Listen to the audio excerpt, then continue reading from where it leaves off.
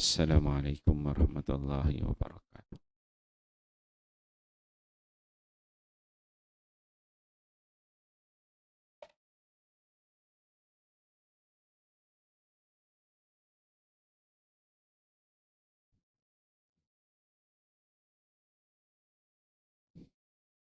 Kalimah tayyibah, kalimah iman.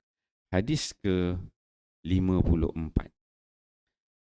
An Umar bin Khattab radhiyallahu anhu qala, Sami'tu Rasulullah sallallahu alaihi wasallam yaqul, Inni la'alamu kalimatan la yaquluha 'abdun haqqan min qalbihi fayamutu ala dhalik illa harramahu Allahu 'alan nar. La ilaha illallah, rawahu Hakim. Wa qala hadzal hadis sahih ala syartin syaikhan wa lam yukhrijahu wa wafaqahu az-Zahabi. Sayyidina Umar bin Khattab radhiyallahu anhu berkata bahawa beliau mendengar Rasulullah sallallahu alaihi wasallam bersabda, saya mengetahui satu kalimah yang jika diucapkan oleh mana-mana hamba pun dengan hati yang benar dan kemudian mati dalam keadaan itu, maka pasti Allah Subhanahu wa taala mengharamkan api neraka ke atasnya, iaitu kalimah la ilaha illallah. Mustadrak Hakim. An Iyad al-Ansari radhiyallahu anhu rafa'ahu qala, inna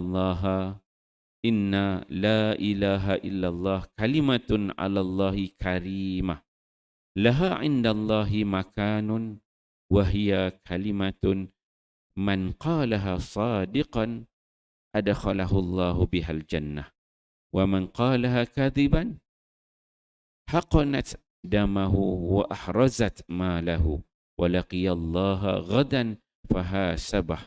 Rawahu Bazzar. Sayyidina Iyad Ansari meriwayatkan bahawa Rasulullah sallallahu alaihi wasallam bersabda, sesungguhnya kalimah la ilaha illallah ialah kalimah yang berharga lagi mulia di sisi Allah dan kedudukan tinggi di sisinya.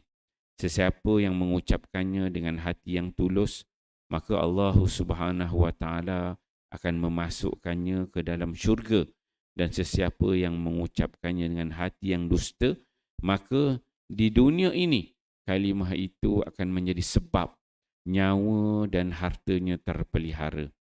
Tetapi pada hari kiamat, apabila dia bertemu Allah Subhanahu wa taala, maka Allah akan menghisapnya. Bazzar, Majma' Zawaid. Keterangan, mengucap kalimah ini dengan hati yang dusta pun menjadi sebab terpelihara nyawa dan harta, kerana pada zahirnya orang itu ialah seorang Muslim. Dia tidak akan dibunuh dan hartanya tidak akan dirampas sebagaimana yang diperlakukan terhadap orang-orang kafir yang berperang. Alhamdulillah, tuan-tuan mulia, pagi ini kita membaca dua hadis Nabi sallallahu alaihi wasallam. Hadis di bawah tajuk kalimah tayyibah, iaitu kalimah iman. Hadis pertama daripada Umar Al-Khattab. Umar Al-Khattab ni kita semua kenal lah, khalifah Islam yang kedua. Sayyidina Umar Al-Khattab seorang yang cukup tegas, yang mana kata Nabi sallallahu alaihi wasallam, kalaulah ada nabi lagi selepas aku ini, maka yang paling layak jadi nabi ialah Umar Al-Khattab. Firasat dia cukup tinggi. Banyak waktu dan keadaan ada firasat dia yang mendahului pandangan Nabi sallallahu alaihi wasallam. Maksudnya keputusan yang dia buat tu Allah Subhanahu wa taala redai. Yang Nabi punya keputusan tak berapa tepat. Tu punya hebatnya Sayyidina Umar Al-Khattab. Sebab bila dia berjalan dekat jalan, syaitan pun lari. Beza dengan kita lah. Kita kalau berjalan, syaitan akan cari kita. Itu beza kita dengan Sayyidina Umar. Okey, dalam hadis ini riwayat daripada Sayyidina Umar Al-Khattab. Dia mengatakan, aku mendengar Rasulullah sallallahu alaihi wasallam mengatakan, Nabi kata, aku tahu, kata Nabi, aku tahu satu kalimah la yaquluha abdun, yang mana seseorang hamba itu dia tidak akan mengatakan perkataan itu disebutkan dengan haqqan, dengan benar daripada hati dia. Ada kalimah yang Nabi kata, aku tahu ada satu kalimah, kalau hamba aku ini boleh cakap dengan semua benar daripada hati dia, fayamut, kemudian dia mati, ala dhalik, atas kalimah itu, illa haramallahu alan nar, melainkan Allah mengharamkan dia daripada masuk neraka Allah, iaitu kalimah la ilaha illallah. Dia pentingnya kalimah tu tayyibah ni, kalimah yang membezakan di antara kita ni yang Islam dan juga yang kafir. Kalimah orang yang beriman, kalimah la ilaha illallah. Jadi kita kena jaga kalimah tu.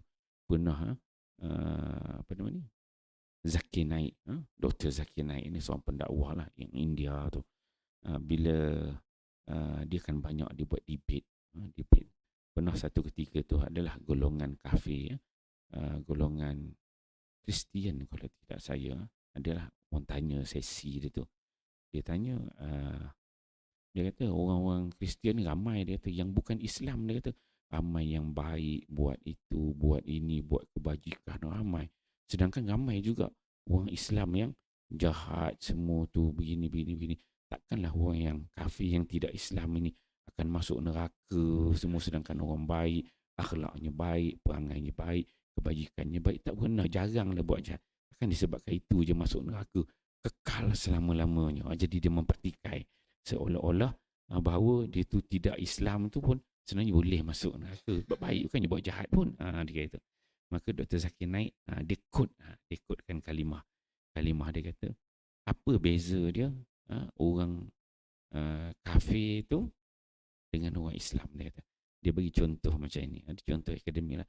Contoh kalau seseorang itu, dia kata, yang walaupun dia baik, dia buat itu, kebajikan itu, ini semua dia buat, tapi dia tak register. Dia bagi contoh macam pelajar di universiti ataupun pelajar di sekolah. Dia bagi contoh. Dia kata kalau seseorang itu dia masuk ke universiti. Ada 2 orang pelajar. Seorang dia register, memang nama dia ada dalam senarai pelajar. Kemudian dia masuk kelas. Seorang lagi nama dia tak ada, tapi dia masuk kelas. So ada 2 orang. Seorang register, seorang tak register. Jadi orang yang register ni, dia masuk kelas tapi jenis lok-lok lah. Kejap masuk, tak datang kelas lah, itulah ini, assignment tak buat lah, tugasan tak buat lah, kerja rumah tak buat lah, ini. Dia kata kan. Tapi nama dia register. Yang seorang lagi ni tak register, tapi dia rajin masuk kelas, kerja dia buat, taat kepada guru, semua benda yang diarah dia buat. Maka kata Dr. Zakir Naik, dia kata, nanti last akhir tahun bila periksa, dua-dua boleh masuk periksa kan, ataupun ada yang tak boleh masuk periksa. Dr. Zakir Naik, dia kata, yang boleh masuk periksa seorang aja yang register, walaupun dia tak buat kerja. Walaupun banyak kelemahan dia, tapi sebenarnya yang tu yang boleh masuk periksa. Yang tadi baik macam mana sekalipun, tapi bila time exam, nama dia tak ada. Pergi dewan exam, masuk tak boleh, nama tak ada. Yang tadi tak buat kerja tu, punya malas pun, tapi pergi dewan exam, ada nama dia. Itulah dia menggambarkan betapa bezanya di antara yang dalam diri dia ada kalimah la ilaha illallah dengan tak ada. Kan? Jadi bila kita ada kalimah pada kita ini, kalimah la ilaha illallah, kita register dengan Allah Ta'ala jadi orang Islam. Kita dah register. Maksudnya, however, whatever, whenever, whoever, kita memang entitled untuk masuk syurga Allah Subhanahu Wa Ta'ala. Tapi kalau tak ada kalimah itu, maka kita tak layak. Okey. Kemudian hadis yang kedua disebut oleh Ayad Al-Ansari. Ayad Al-Ansari ni nama yang jarang disebutlah. Jarang kita dengar. Ulama hadis pun bila dia membahaskan Ayad Al-Ansari ni, dia orang pun tak berapa kenal. Dalam Ma'rifah Sahabah, dalam Mausu'ah Hadithiyah, Mausu'ah Ruah, dia kata Ayad Al-Ansari ni ada beberapa hadis saja yang diriwayatkan. Antaranya ni lah. Kemudian ada, sebab nama sahabat ni bila dia susun tu ada Ayad Al-Ansari. Ada ramai orang lain. Ada nama Ayad bin Hilal Al-Ansari. Ada beberapa nama. Tapi dia tak glamour lah, tak kenal sangat. Ulama-ulama hadis pun tak kenal sangat. Jadi dalam hadis ini dia menceritakan bahawa Nabi SAW menyebutkan bahawa kalimah la ilaha illallah itu, inna la ilaha illallah kalimatun alallahi karimah. Kalimah la ilaha illallah itu di sisi Allah sangat mulia. Kata Nabi SAW. Laha innallahi makan. Kalimah la ilaha illallah tu di sisi Allah makanun. Ada satu level makan ni ada satu tempat level yang sangat tinggi nilainya di sisi Allah. Wahia kalimatun man qalaha sadiqan, iaitu kalimah ini siapa yang mengatakannya sadiqan dengan penuh benar, adkhalallahu bihal jannah, Allah Taala akan masukkan dalam syurga. Maksudnya dia menyebut kalimah itu dengan hati yang betul-betul benar, yakin betul kan. Dia kata. Kemudian kata Nabi, wa man qala kadziban, tetapi siapa yang ambil juga kalimah ni tadi, tetapi dia mendusta. Maksudnya suruh sebut la ilaha illallah, dia pun sebut la ilaha illallah. Tapi dalam keadaan dia berdusta. Apa kata Nabi? Haqanat damahu wa ahrazat malahu. Dia ni selamat, selamat dia punya darah dia daripada dibunuh, harta dia pun terpelihara disebabkan dengan kalimah taibah, kelebihan itu.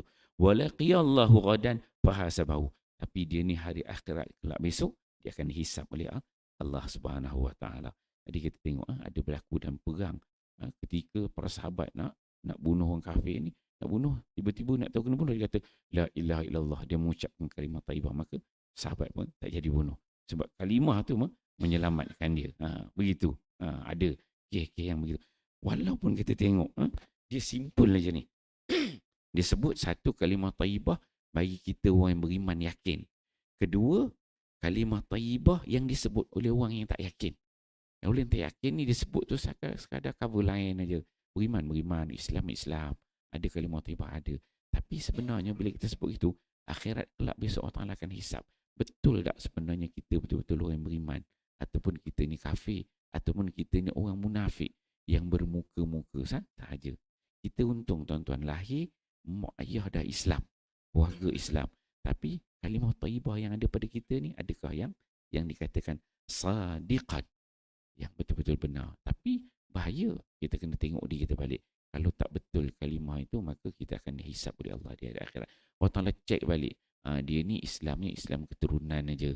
Sebab mak ayah dia Islam, bukannya dia beriman percaya sangat. Benda-benda khurafat dia buat, benda-benda syirik dia buat. Jadi tuan-tuan, walaupun kita rasa kita ni Islam, kita berhati-hati. Ini satu peringatan yang sangat halus yang bezakan kita syurga dengan neraka. So kita kena belajar fahami kalimah ni dengan sebaiknya, insya-Allah. So kita fahami, kita amal dan sampaikan. Wallahu a'lam. Subhanakallah. Wal asina. Dan lazina